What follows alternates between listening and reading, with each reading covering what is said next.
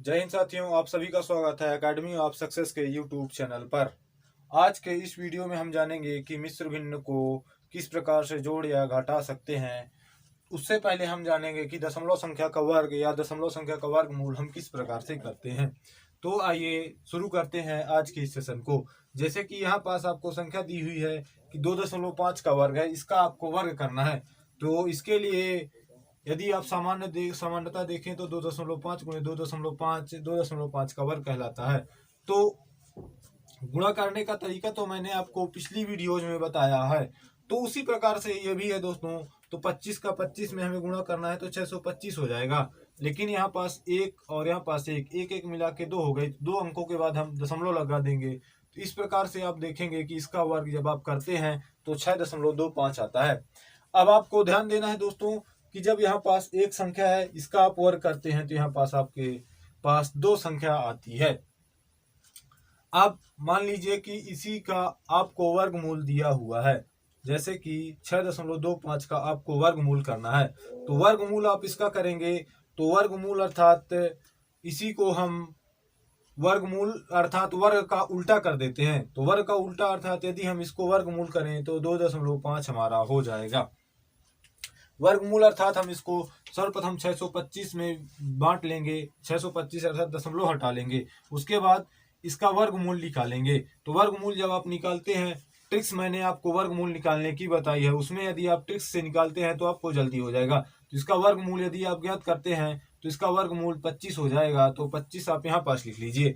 उसके बाद आपको यह गिनना होगा कि यहाँ कितनी अंकों के बाद दशमलव लगा है। तो 2 अंकों के बाद दशमलव लगा है। चूंकि आप वर्गमूल निकाल रहे हैं इसलिए आपको 1 अंक के बाद दशमलव लगाना है। अब जैसे कि यदि 62.5 दिया है, इसका यदि आपको वर्गमूल पूछे तो इसका वर्गमूल आपको 2.5 नहीं होगा। आप यहाँ देख सकते हैं कि 6.25 का वर्गमूल 2.5 हुआ है। अब जैसे कि मान लीजिए आपके पास संख्या दी हुई है 1681, इसका वर्गमूल यदि आप निकालते हैं इसका वर्गमूल 41 होता है। लेकिन यहीं पास यदि आपको 41 का वर्ग निकालने को बोले तो आप 1681 लिखेंगे। ये तो हो गया बिना दशमलव वाली संख्या में। अब इसी को हम दशमलव वाली संख्या में समझते हैं कि इसको हम किस प्रकार से हल करेंगे। अब मान लीजिए कि आपको 16.81 दिया है, इसका वर्गमूल आप करेंगे तो 4.1 हो जाएगा। यहाँ आप देखें 2 अंकों के बाद दशमलव लगा है, इसका वर्गमूल 41 होता है। तो इसमें यदि हम दशमलव हटा के इसका वर्गमूल करते हैं तो 41 हो जाता है। 2 अंकों के बाद दशमलव है तो यहाँ पास हम 1 अंकों के बाद दशमलव लगा देंगे तो हमारा उत्तर आ जाएगा। लेकिन इसी में यदि आपको बोलता है कि 1.681 तो इसका वर्गमूल 4.1 नहीं होगा। जैसे कि पिछले प्रश्न में 62.5 का वर्गमूल 2.5 नहीं हुआ था। तो इस प्रकार से बताने का मेरा मतलब यह है दोस्तों कि आप देखेंगे कि जब भी आप वर्गमूल करते हैं तो दशमलव के बाद सम संख्याएं होनी चाहिए।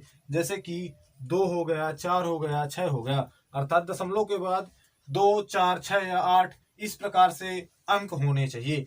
लेकिन जैसे कि यदि विषम अंक हैं, जैसे कि यहाँ पास 3 है, यहाँ पास 1 है, तो उसका वर्गमूल 4.1 अर्थात उसका दशमलव हटाने के बाद जो वर्गमूल होता है उसको आप इस प्रकार से हल नहीं कर सकते हैं। इसके लिए आपको वर्गमूल निकालने के लिए दूसरी विधि अपनानी पड़ती है। तो इसका वर्गमूल हम लगभग में निकालेंगे तो आप इसको मेरी अनुमान वाली विधि जो कि वर्गमूल ज्ञात करने में मैंने आपको बताया था उसमें आप देख सकते हैं। तो उसमें आप पाएंगे कि इसको हम किस प्रकार से हल कर सकते हैं।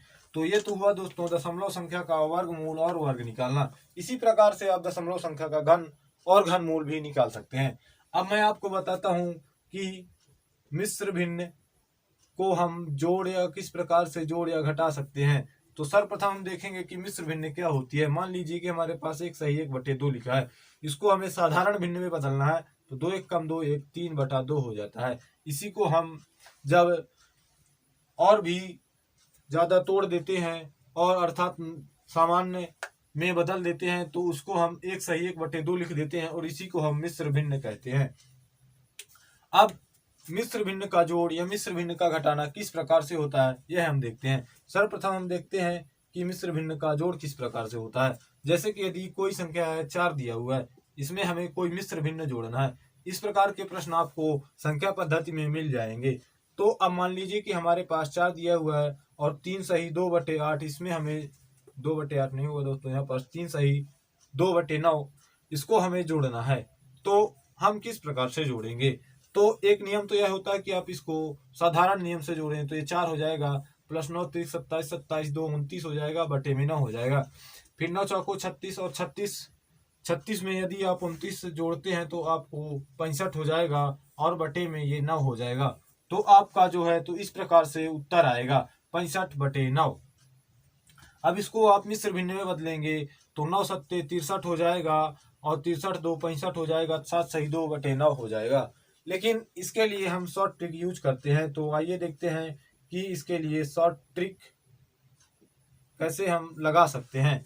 तो इसके लिए हम डायरेक्ट लगाते हैं दोस्तों। शॉर्ट ट्रिक किस प्रकार से होती है, मान लीजिए 4 सही 4 प्लस 3 सही 2/9 आपको प्रश्न दिया हुआ है, इसमें हमें शॉर्ट ट्रिक यूज करना है। इसके लिए हम इसको इसी प्रकार से लिखते हैं, तो ये 4 हो गया, ये प्लस में ये 3 हो गया, इसके बीच में हम प्लस लगा देते हैं।